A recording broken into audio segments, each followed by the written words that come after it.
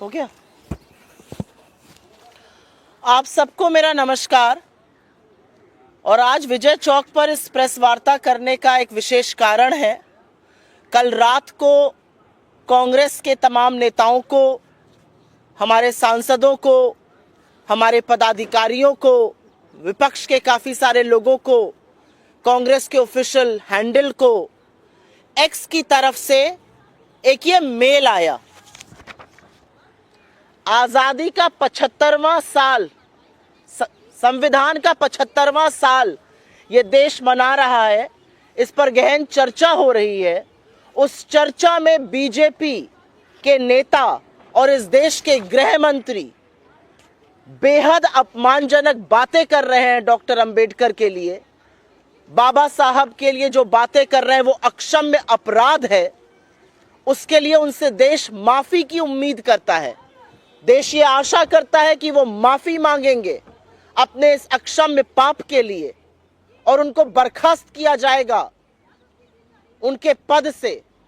लेकिन बजाय वो होने के, अमित शाह, मोदी सरकार और इस देश का पूरा तंत्र लगा हुआ है उनको बचाने के लिए। अमित शाह ने अक्षम्य अपराध किया, बाबा साहब अंबेडकर का अपमान करके सदन के अंदर। उनको बचाने के लिए खुद मोदी जी उतर आए मैदान में। और जब उससे भी बात नहीं बनी तो उन्होंने ट्विटर, मतलब एक्स जो प्लेटफॉर्म कहलाता है, उसको निर्देशित किया कि उनका जो वीडियो है वो उल्लंघन करता है देश के कानून का और उसको प्लेटफॉर्म से हटा दिया जाए। लेकिन ट्विटर ने हमें लिखकर यह सूचित किया है कि अभिव्यक्ति की आजादी के तहत एक्स उसको नहीं हटाएगा क्योंकि उसने किसी कानून का उल्लंघन नहीं किया है। हमें जानकारी देने की पारदर्शिता के अंदेशे से उन्होंने हमें यह मेल भेजा है। आप क्यों एक्स को निर्देशित कर रहे हैं आपका वो वीडियो हटाया जाए? आप किस मुंह से बोलते हैं कि वो वीडियो तोड़ मरोड़ के है? मेरे हाथ में अमित शाह जी की ये स्पीच है और ये मैं अपने घर से लेकर नहीं आई हूं। ये राज्यसभा की वेबसाइट से जो अनएडिटेड स्पीचेस मेंबर्स की होती है उनका वक्तव्य है। पेज नंबर 344 पर जाइएगा, 34 पन्नों की उनकी स्पीच है। और पेज नंबर 344 के लास्ट पैराग्राफ में वो साफ कहते हैं, मान्यवर, अभी एक फैशन हो गया है, अंबेडकर अंबेडकर अंबेडकर। इतना नाम अगर भगवान का लेते तो 7 जन्मों में स्वर्ग मिल जाता। अच्छी बात है।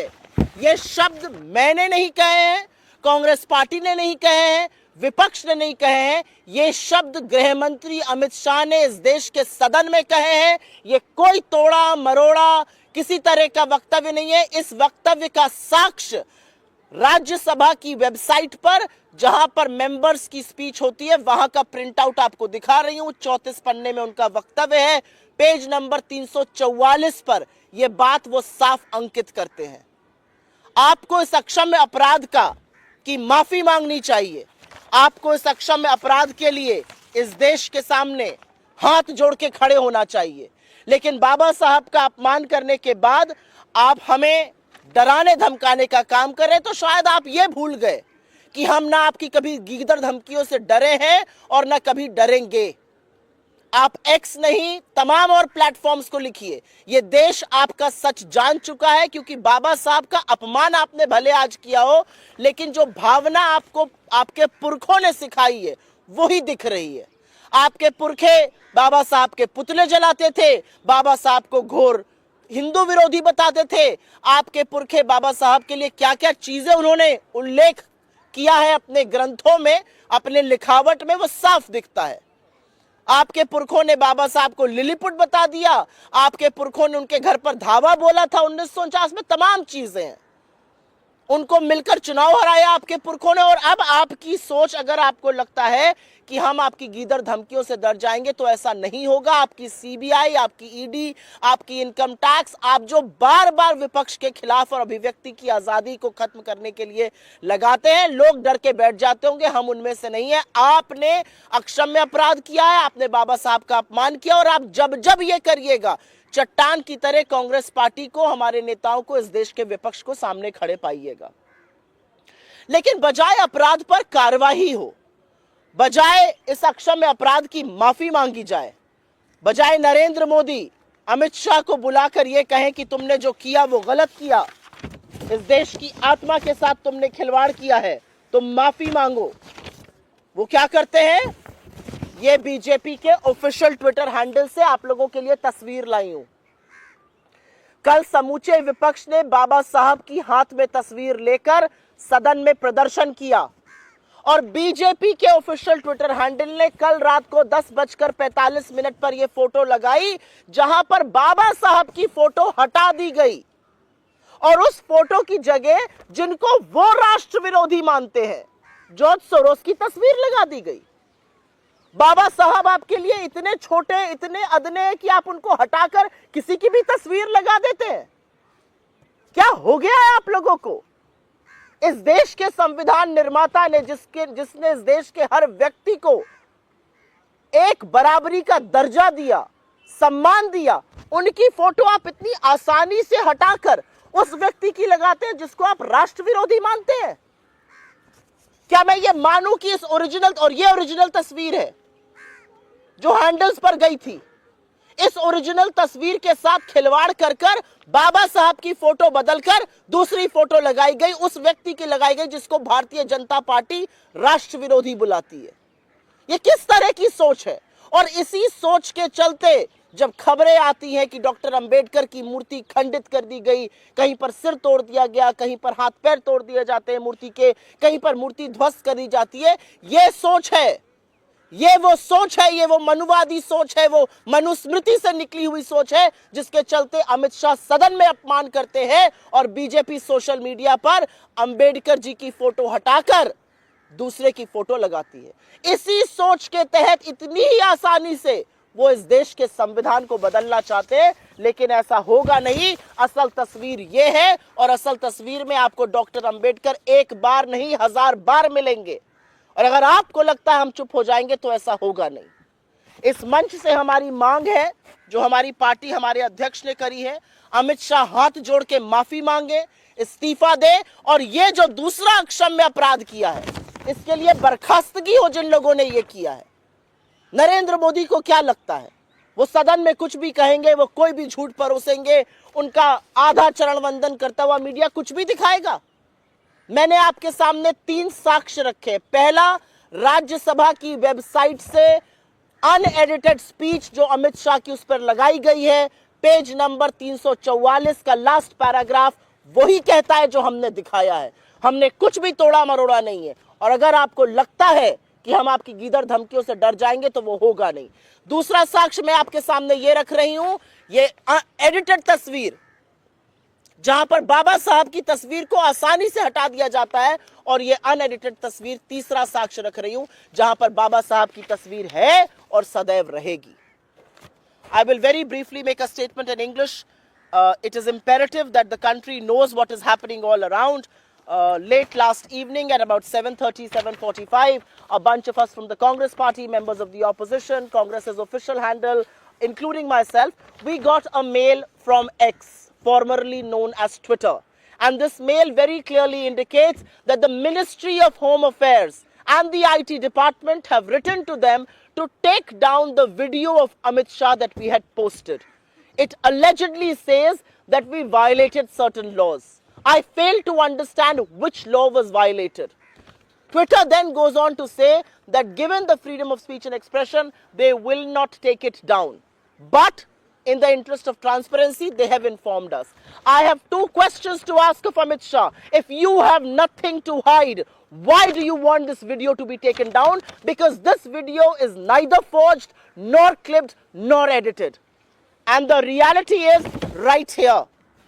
There is a 34-page speech of Amit Shah that has been posted on the Rajya Sabha website, unedited speeches of members. Page number 344 has Amit Shah's speech in which he clearly states what we have put, which is मान्यवर अभी एक fashion हो गया, अंबेडकर अंबेडकर अंबेडकर, इतना नाम अगर भगवान का लेते तो 7 जन्मों का स्वर्ग मिल जाता. This is exactly what Amit Shah said.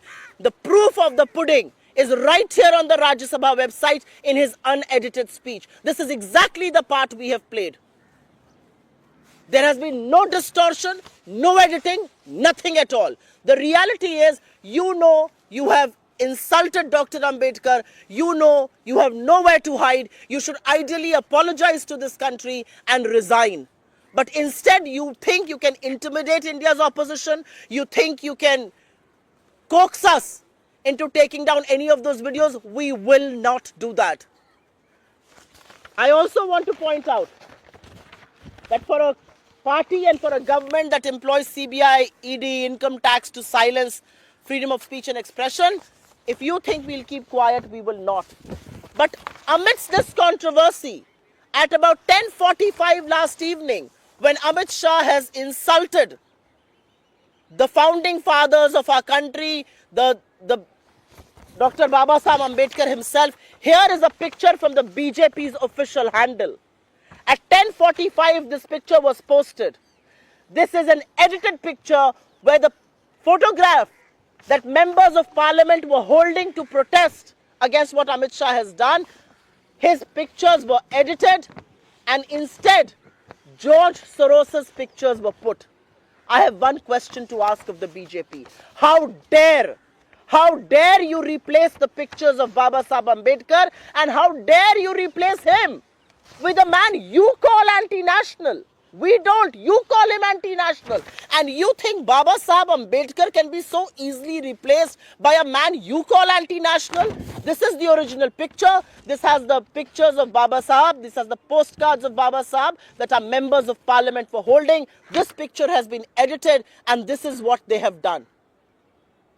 And this is exactly the mindset with which and how easily they want to change India's constitution. This is exactly the mindset that manifests when multiple statues of Dr. Ambedkar all across the country are destroyed, are broken, are mutilated.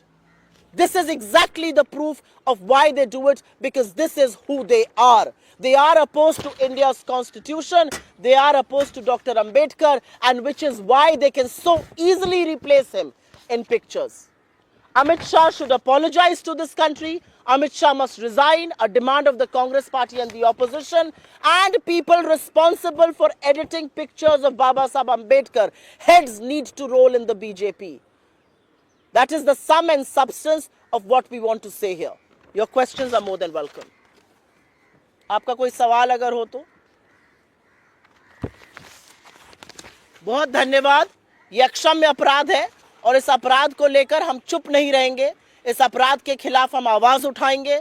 हम चट्टान की तरह हर उस जगह खड़े पाए जाएंगे जहां पर बाबा साहब का अपमान होगा. उसके खिलाफ हम अपनी आवाज उठाते रहेंगे. ये बीजेपी, उनके घटक दल, उनके बददिमाग प्रवक्ता, उनके निकम्मे मंत्री सांसद और बाबा साहब का अपमान करने वाले नरेंद्र मोदी और अमित शाह दोनों ये बात कान खोल के सुन लें और समझ लें. आप लाख एक्स को चिट्ठी लिखते रहिए, आप फोटो एडिट करते रहिए, ये आपका पाप है और पाप का आपका घड़ा बढ़ता जा रहा है. धन्यवाद.